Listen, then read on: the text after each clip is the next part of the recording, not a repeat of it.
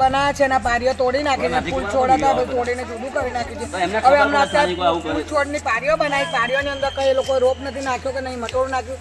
લોકો પબ્લિક એટલો બધો કચરો નાખે છે, અઠવાડો નાખે છે. ગાયો આવે છે, ગાયોની અંદર નાખું અઠવાડે છોકરા નાના મોટા આવી જતા. તો આ 2 મહિના 15 દાડા પહેલાં જ મારા છોકરો ત્યાં આગળ એક્સિડન્ટમાં અથડાઈ ગયો અને પગને ફ્રેક્ચર થઈ ગયું છે. તો પણ અંદરના વ્યક્તિ હતા ગાયવાળા, એટલે અમે કંઈ કશું બોલ્યા નથી અને એમને કંઈ કીધું નથી. અને અવારનવારમાં આખું ગંદકી ને બધું જ ગંદકી કરી નાખી છે. તો અમારે એના માટે શું કરવું, એને આગળ કાર્યવાહી કરો.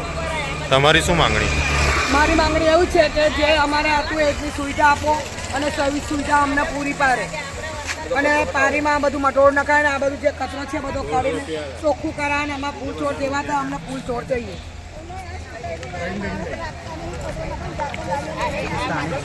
હું સ્થાનિક એનો રહેવાસી છું, સાયનાથ હાઉસિંગ બોર્ડનો. તે અલવા નાકાથી તે ગ્રીન હોમ સુધીનો દિવાનની અંદર એટલો કચરો છે કે તમારે બે ગાડીઓ ભરવી ને બધી ભરાઈ જાય. એ કચરો એટલો હદે છે કે એઠવાડો એટલો બધો છે કે એની કોઈ લિમિટ નથી, કે કોઈ ગાયો ખાવા તૈયાર નથી. આ ગાયો ખાવા આવતી નથી અને ગાયો સાંજે મોડી આવે ને અમે એક્સિડન્ટનો ભય થાય છે. આ દિવાનમાં માટી નાખી નથી કે કોઈ પૂછો રોક્યા નથી આજ દિન સુધી.